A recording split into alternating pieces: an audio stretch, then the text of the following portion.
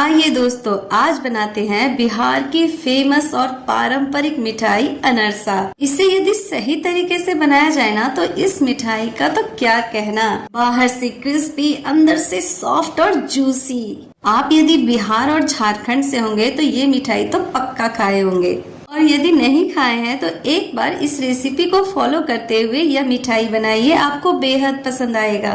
तो चलिए फिर फटाफट से बनाना शुरू करते हैं। मैं इसके लिए ली अरवा चावल यानी कच्चा चावल। इसे पहले अच्छे से धुल के साफ कर ली। उसके बाद इसे पानी में 3-4 घंटे के लिए अच्छे से भिगो देना है। और जब यह चावल फूल जाए ना तो इसे पानी से बाहर निकाल लीजिए और किसी भी कपड़े पे, साफ कपड़े पे इसे अच्छे से फैला लीजिए पंखे की हवा में। ज्यादा देर तक के लिए नहीं, बस 1 घंटे के लिए। इसे ना कपड़े पे पतला करके बिल्कुल फैलाना है ताकि यह चावल जो है अच्छे से जल्दी सूख जाए।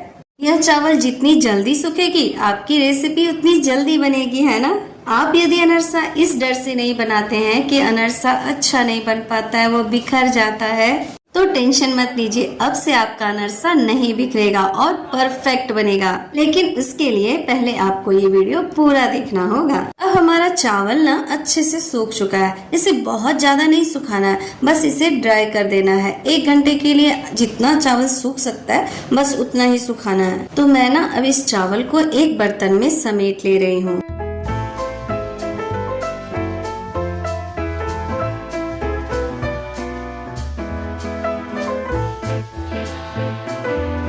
देख सकते हैं कि यह चावल किस तरह से ड्राई हुआ है। जब आप इसे हाथों में उंगलियों से मैश करेंगे ना तो ये चावल टूटेगा, यानी यह पानी में भी अच्छे से फूल चुका है और यह ड्राई भी अच्छे से हो चुका है। तो फिर चलिए इस चावल को पीस लिया जाए, क्योंकि चावल का हमें आटा तैयार करना है। लेकिन हाँ, यह आटे जितना बारीक नहीं होता है, हल्का दानेदार ही रहता है, बारीक वाली सूजी की तरह। तभी तो हमारा अनरसा परफेक्ट बनेगा, क्योंकि अनरसा के लिए ना हमें बहुत ज्यादा बारीक पाउडर की जरूरत नहीं होती है।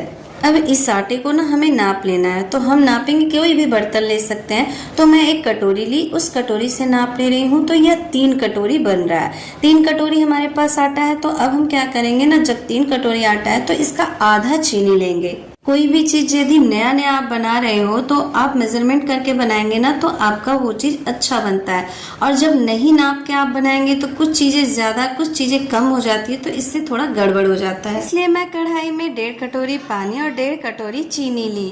फिर इसमें 2 चम्मच ऑयल डाल दी। आप चाहे तो इसमें घी भी डाल सकते हैं, मन करे तो बटर भी डाल सकते हैं। जिस चीज का टेस्ट आपको ज्यादा पसंद हो आप वो डाल सकते हैं, पर ज्यादा नहीं डालना है, बिल्कुल थोड़ा सा, यानी 2 चम्मच बहुत है। हमें चीनी को ज्यादा नहीं पकाना है, बस पिघल जाने तक पकाना है। उसके बाद जब वो अच्छे से उबल जाए ना तो फिर इसमें सारा आटा मिला देंगे। फिर इसे अच्छे से मिलाते हुए ना हमें इसे थोड़ी देर के लिए पकाना है, जब तक कि ये हल्का गाढ़ा ना हो जाए।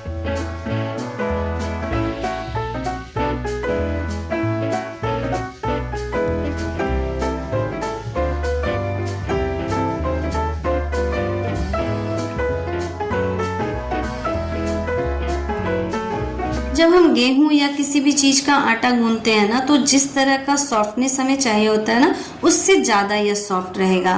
तभी तो हमारा अनरसा अंदर से सॉफ्ट और बाहर से क्रिस्पी बनता है। मैं चावल के आटे को ठंडा होने के लिए रख दी।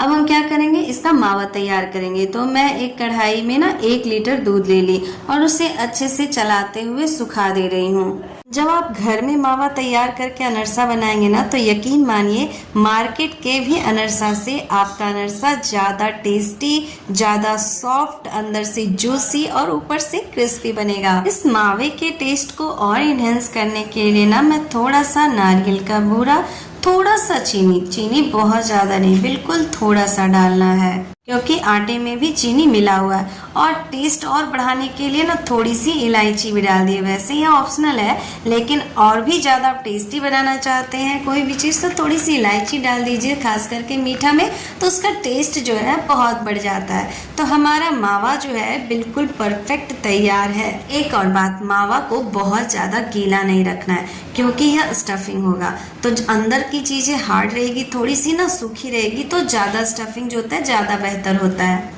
बस अब देर किस बात की, आटा भी तैयार है और मावा भी तैयार है। इस आटे को ज्यादा ड्राई कर लेंगे ना तो फिर आपका जो अनरसा है ना अंदर से भी हार्ड बनेगा, फिर वो खाने में मजा नहीं आएगा।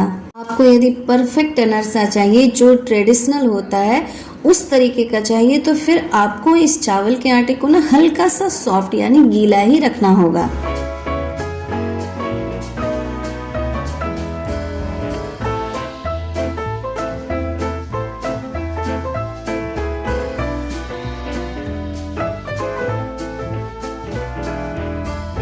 अब ये थोड़ा सा मैं ले ली तिल। जैसा कि आप सबको पता है अनरसा के ऊपर जो है हल्का तिल का लेयर होता है, मतलब तिल लगा हुआ होता है, उसमें चिपका होता है, तो इसलिए मैं थोड़ा सा तिल ले ली। अब क्या कर रही हूँ ना, आटे को छोटा सा गोला ले ली और उसे एक मतलब स्टफिंग के लिए उसे बना ली और इसमें अब मावा भरूंगी। इसे बिल्कुल हल्के हाथों से करना है क्योंकि इसका आटा जो होता है बहुत सॉफ्ट होता है। यदि आप उंगलियों को ज़्यादा चलाएंगे ना और इस पे ज़्यादा दबाव देंगे तो यह नीचे से फट सकता है, इसलिए बिल्कुल हल्का हल्का दबाएं ताकि यह अच्छे से एक गोल बनकर तैयार हो। इसका शेप आप लंबा दे सकते हैं, चपटा दे सकते हैं, बेसिकली यह चप्पे साइज का ही बनता है, मतलब हल्का सा गोल करके इसे उंगलियों से दबा दीजिए।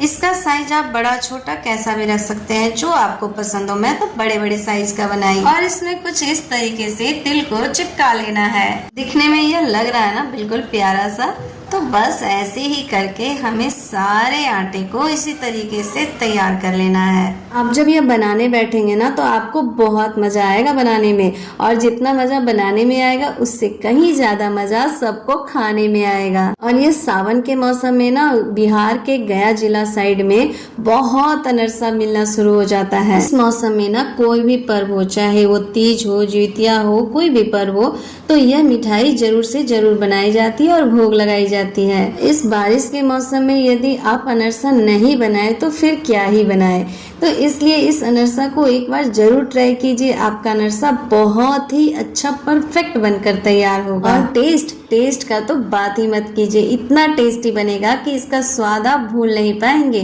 मैं भी इस रेसिपी को बहुत ज्यादा तो नहीं बनाती हूँ, लेकिन हाँ कोशिश करती हूँ कि साल में एक बार तो बना ही लूँ। इसे बनाने के लिए इस मौसम से अच्छा तो फिर कोई मौसम नहीं है। तो सावन का महीना भी आ रहा है, तो इस अनरसा को जरूर से जरूर ट्राई कीजिए, आपको बहुत ज्यादा पसंद आएगा।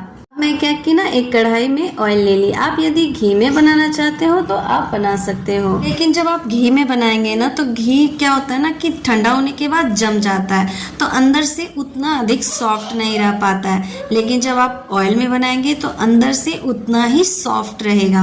अब ये पहली बार वाला अनरसा ना हल्का सा लाल ज्यादा हो गया। रीजन क्या था, मैं कोई और काम करने लगी जिस वजह से यह लाल हो गया। लेकिन नेक्स्ट अनरसा में मैं इस बात का ध्यान रखूंगी, मैं यहाँ से हिलूंगी नहीं। इसका भी कलर परफेक्ट है, लेकिन मुझे थोड़ा सफेद सफेद वाला चाहिए क्योंकि वह अंदर से बहुत ज्यादा सॉफ्ट होता है। और ऊपर का लेयर तो क्रिस्पी होना ही होना है क्योंकि यह चावल के आटे का बना हुआ है। इसमें मैं ना सेकेंड राउंड का अनरसा डालूंगी, लेकिन वह हल्का सा कम ही लाल करूंगी, वो मुझे ज्यादा पसंद है। अब आप भी बताइए कि आपको ज्यादा गोल्डन वाली अनरसा पसंद है या कम गोल्डन वाली। इसे बनाने में बहुत ज्यादा टाइम नहीं लगता है। यदि मावा आप बाहर से ही खरीद के ले आ रहे हैं तो फिर तो यह कुछ ही मिनटों में बनकर तैयार हो जाता है। लेकिन हाँ, चावल भिगोने और ड्राई करने के टाइम को छोड़ के, क्योंकि चावल भिगोने में 3-4 घंटे तो लग ही जाते हैं और उसे सुखाने में भी 1 घंटे लग जाते हैं। तो इसलिए वो टाइम छोड़ के, और यदि मावा आप घर में ना बना के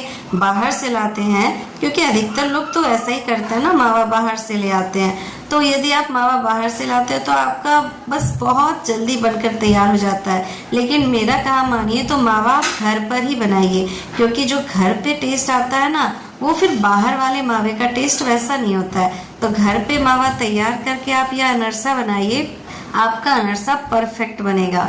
आप देख सकते हैं कि मैं इसका कलर हल्का रखी हूँ, यानी हल्का गोल्डन ब्राउन। तो ऐसा कलर ना बनाने से फायदा ये होता है कि अंदर से बहुत ज्यादा सॉफ्ट रहता है।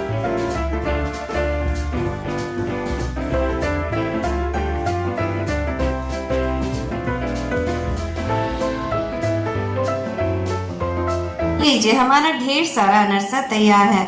लेकिन बस कहने का ढेर सारा, जब आप खाने बैठेंगे ना तो ये ढेर सारा कब कम हो जाता है पता नहीं चलता है। मैं काउंट करके बताऊं ना तो ये 25 अनरसा बना था, लेकिन बड़े बड़े साइज के। यदि आप मीडियम या छोटे साइज के बनाइएगा ना तो आपका तो 30-35 अनरसा बन जाएगा। आप रक्षाबंधन के समय में भी यह मिठाई बनाकर लोगों को खिला सकते हैं।